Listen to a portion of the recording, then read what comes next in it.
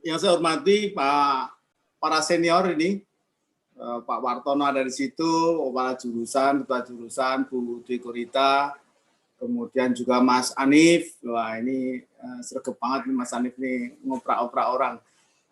Terima kasih J telah diundang. Assalamualaikum warahmatullahi wabarakatuh. Selamat malam, salam sejahtera bagi kita semua. Om Swastiastu, Namo Buddhaya, salam kebajikan dan salam sehat untuk semuanya yang walaupun dunianya sudah agak tidak sehat ini. Baik, saya belajar dari pengalaman COVID ini. Ini suatu pengalaman menghadapi bencana yang paling kompleks yang pernah saya hadapi. Saya sepanjang karir saya bekerja hampir 20 tahun ada di bencana. Ini kelihatannya salah dari apa yang saya harapkan awal. Seperti umumnya orang geologi pengennya di perminyakan, tapi melusuknya malah ke BPPT. Awal-awalnya masih, ini kita share saja, awal-awalnya masih masih mengikuti iramanya geologi. Urusan dengan jembatan dan sebagainya, sebagai engineering geologi, ngurusi jembatan Jawa Madura, kemudian juga Selat Sunda, Barelang, masih gitu. Tapi tahun 2000 bareng Bu Dwi Korita saya kira kembali dari Inggris, Bu Dwi Korita urusannya dengan longsor di Purworejo. Akhirnya sudah bablas saya masuk di bencana. Mungkin sesuatu yang saat itu teman-teman geologi mungkin nggak berpikir untuk bekerja di bencana.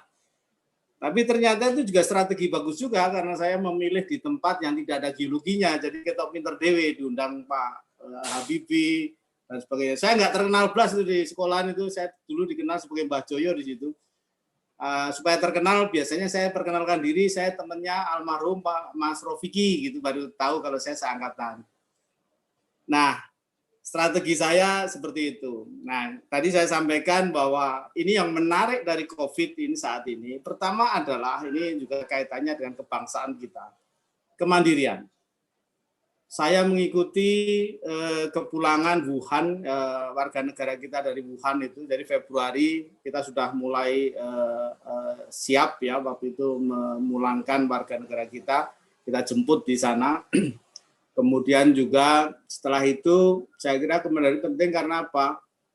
Pada saat-saat awal, rasanya 3 bulan awal ini rebutan material untuk kesehatan itu luar biasa. Bahkan orang mencari APD, betul-betul kita ngerampok dengan istilah tanda petik yang ngerampok itu karena ternyata Indonesia itu pengekspor APD, salah satu yang terbesar di dunia, tetapi hanya tukang jahit. Jadi semua bahan baku itu dari luar negeri. Nah, kita tahu ada informasi bahwa akan ada ekspor sekitar 205 ribu APD, sedangkan saat itu kita sangat butuh APD, karena kalau APD tidak ada yang terkena adalah dokter. Nah, kita ambil itu setengah memaksa, tetapi ada negosiasi sama Korea Selatan. Akhirnya dibagi 2, separuh masuk kita, separuh masuk ke Korea. Nah, dari sini kita sadari betul bahwa bencana ini mendorong kita untuk bisa mandiri, tidak bisa tergantung kepada negara lain, karena pada saat dibutuhkan seperti ini, sudah kita bisa akan sangat besar korban di kita kalau kita tidak siap. 95% hampir sama dengan yang disampaikan Bu Dwi Korita tadi, itu adalah kita impor. Nah, ini tantangan kita. Nah, saya ingin mengajak dalam hal ini, kita melihat atau merubah paradigma kita dari melihat suatu bencana itu sebagai suatu musibah, sebagai suatu suatu penderitaan. Coba kita menggeser itu menjadi suatu paradigma yang lebih positif bahwa ini peluang.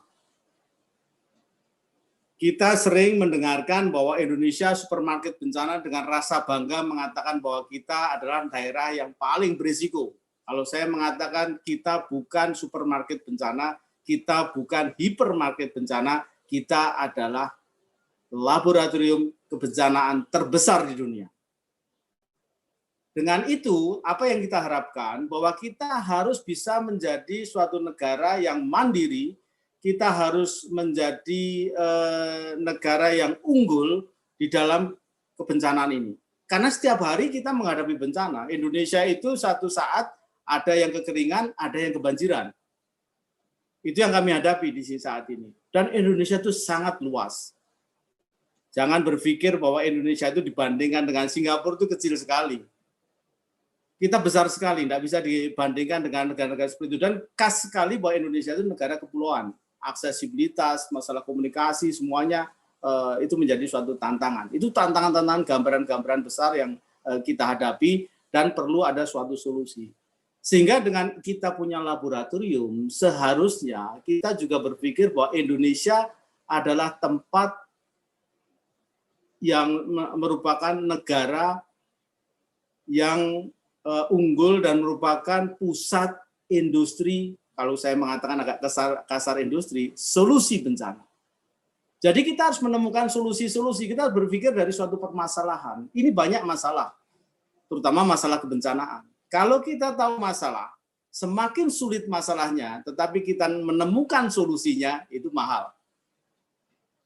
Dan kita tidak hanya ngomong konsep. Saya sudah berbicara ini mungkin sekitar 3-4 tahun yang lalu, waktu diundang BPPT saya juga sampaikan.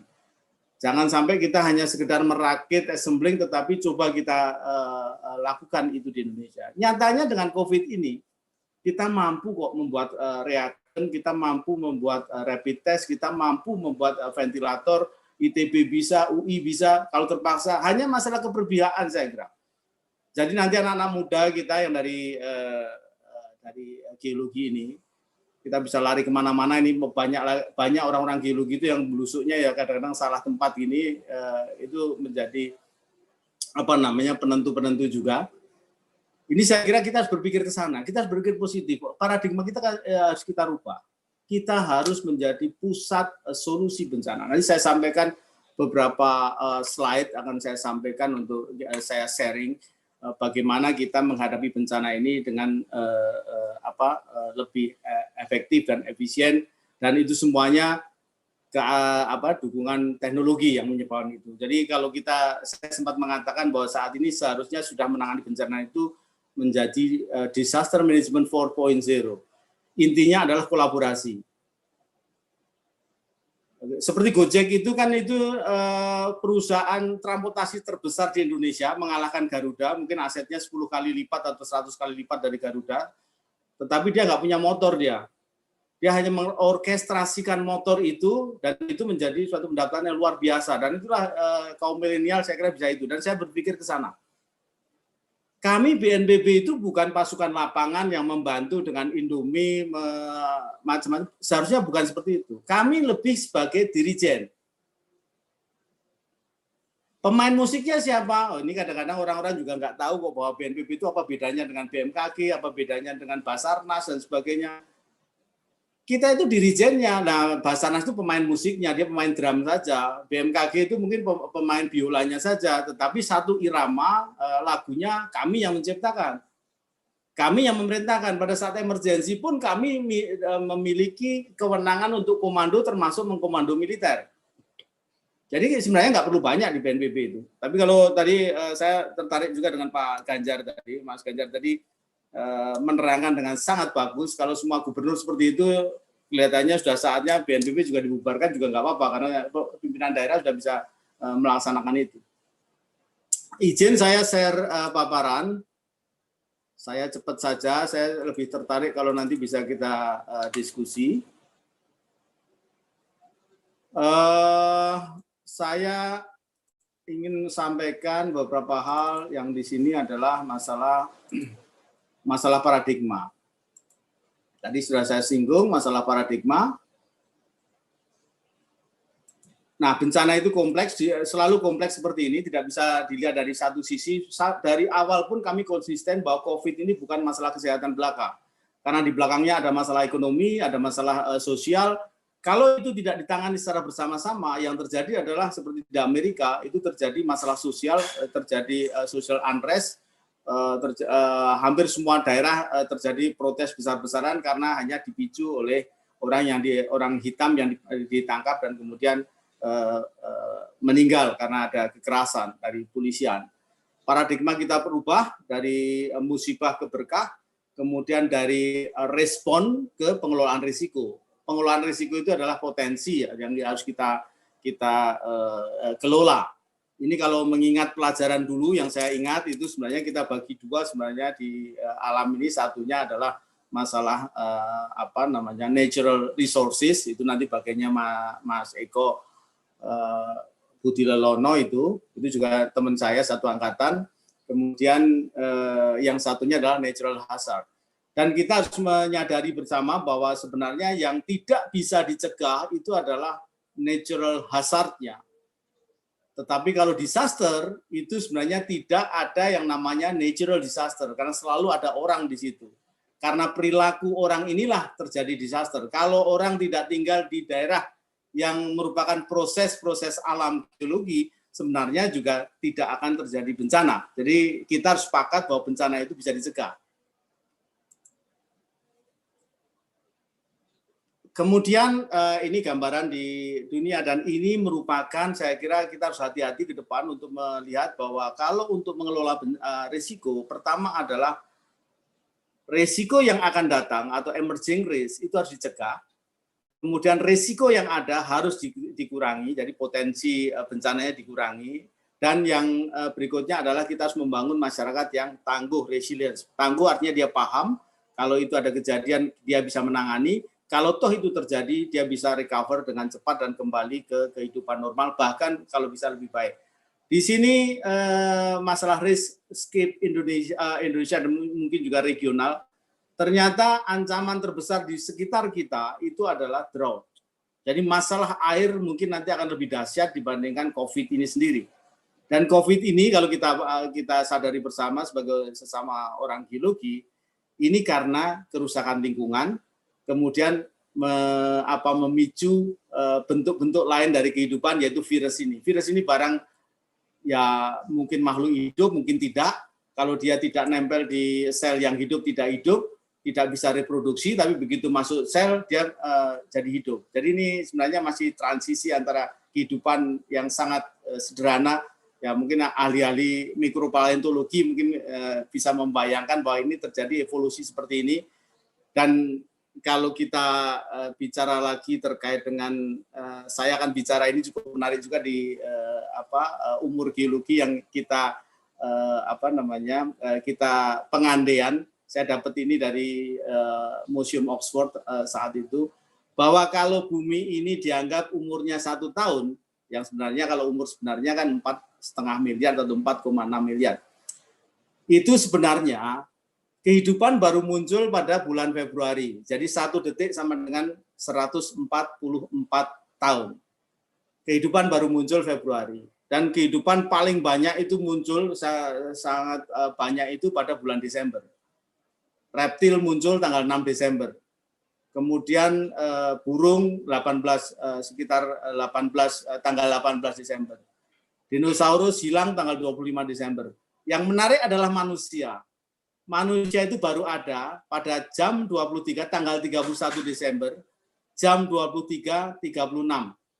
Artinya baru 24 menit. Tetapi kan gayanya luar biasa manusia ini, merusak alam luar biasa.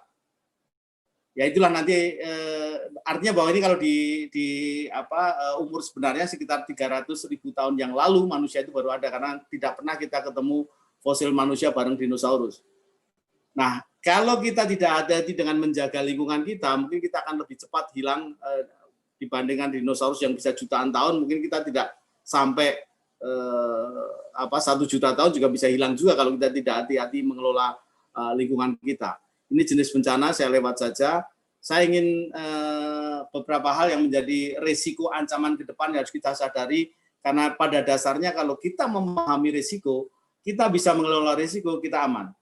Ini data dari Pusat Studi Gempa Nasional, Pusgen, yang di PU, dan kami juga support di sana, Pak Mas, saya kira Mas Ibranto juga ikut tim ini.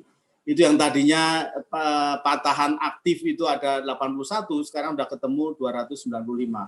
Nanti kalau datanya lebih lengkap lagi, ini data sebenarnya banyak sekali di perminyakan, itu mungkin akan tambah lagi. Dengan seperti ini sebenarnya kita tidak terlalu heboh dengan megatrust, kita mungkin lebih khawatir dengan patahan-patahan yang di darat ini. Bahkan ada beberapa yang melewati urban area seperti Semarang dan sebagainya, itu menjadi problem besar nanti. Nah ini yang harus dipikirkan teman-teman geologi, terutama tadi sekali lagi bahwa ini masalah. Makanya dengan 4.0 tadi, dengan mengandalkan pada kolaborasi, konektivitas, dan big data, dengan semuanya mau menggabungkan menjadi satu data, dan kami sudah memulai itu dengan Inaris, nanti saya sampaikan, bagaimana Anda memahami, mengetahui risikomu apa di semua titik di Indonesia, dan apa yang harus kamu lakukan dengan risiko itu. Ini harus dipahami bersama dan harus hati-hati, walaupun kita tidak bisa juga menganggap remeh dengan megatrust.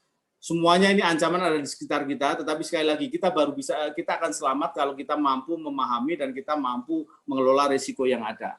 Ini saya hanya gambaran tren saja, ternyata bencana yang paling banyak terjadi di Indonesia, bahkan tahun-tahun kemarin itu 95% lebih itu adalah hidrometeorologi, yang kaitannya informasinya dari Bu Dwi Korita tadi.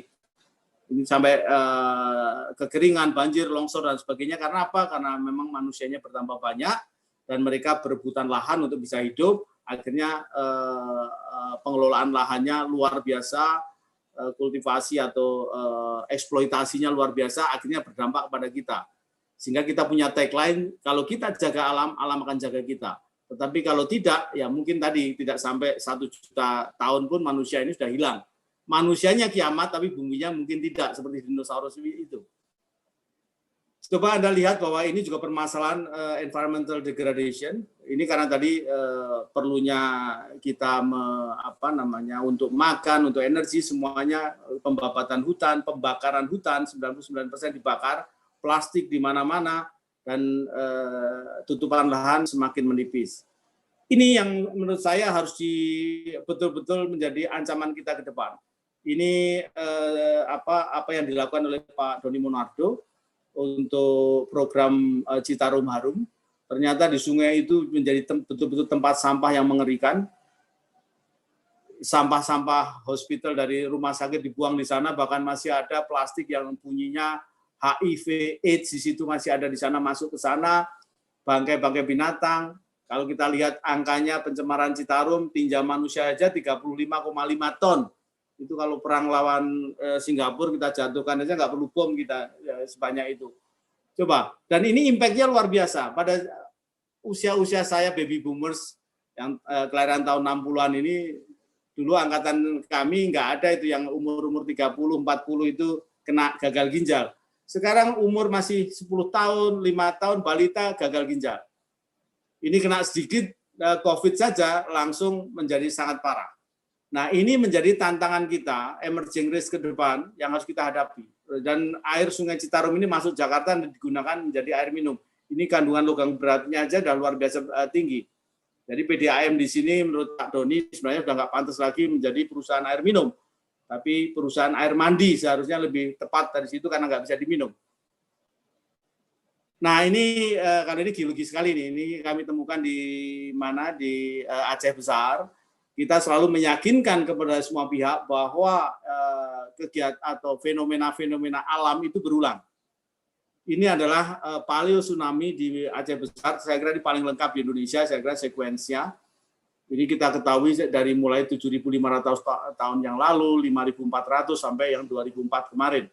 Dan menurut penelitian di sana ini juga sudah bisa menghilangkan atau ini menghilangkan beberapa peradaban sebelum Samudra Pasai. Ini menjadi menarik hubungan antara kebencanaan dengan peradaban.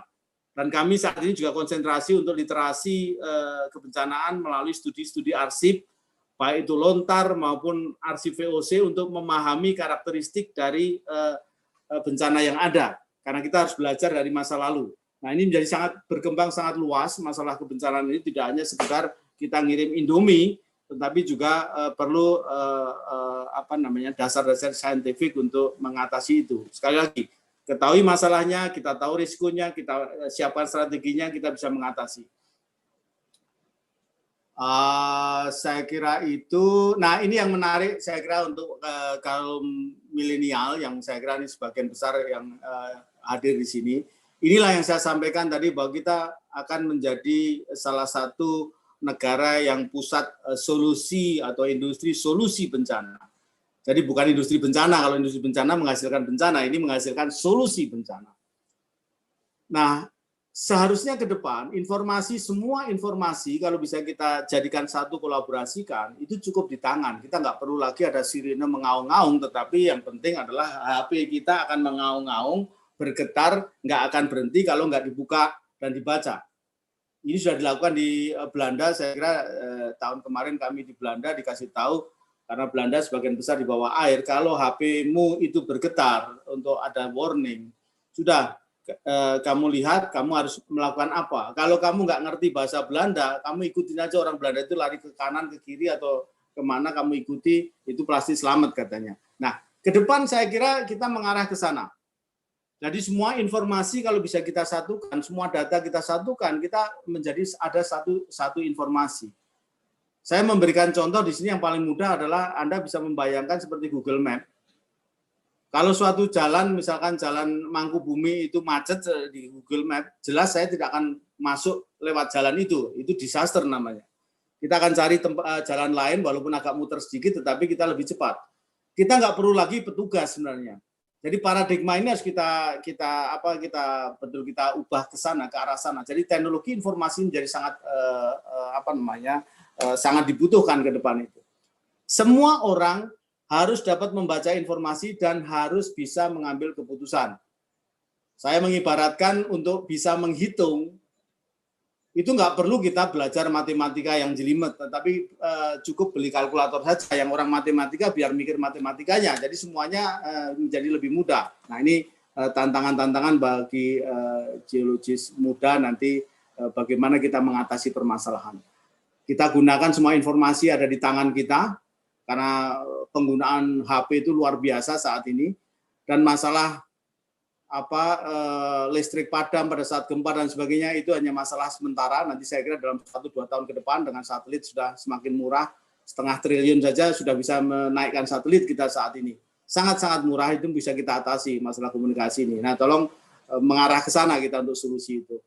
Ini yang sebenarnya hasil kolaborasi semua peta-peta hazard dari kementerian lembaga, dari Badan Geologi, dari BMKG dan sebagainya, kita satukan di dalam Inaris.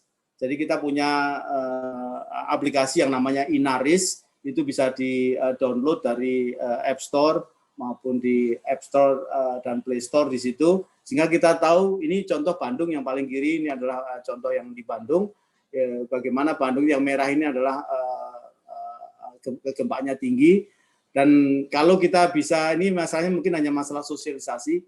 Kalau kita tahu tempat kita merah, kita sebenarnya dengan memperkuat bangunan kita, itu kita bisa aman. Karena bukan gempanya yang membunuh, tetapi bangunannya. Nah, prinsip-prinsip yang sederhana ini menurut saya harus kita latih, atau kita harus kreatif, inovatif untuk memberikan solusi. Dan kalau mau beli rumah, beli tanah, ya lihat ini bisa di zoom, nanti Anda di atas patahan atau bukan. Kalau di atas patahan ya sudah minggir saja lah, dijual murah di situ, atau untuk kebun atau apa gitu, jangan untuk rumah. Nah, hal-hal seperti ini saya kira sangat simpel, dan data-data ini, data rumah sakit, data ini ada semua di Inaris, dan ini tampak dari Inaris itu sendiri.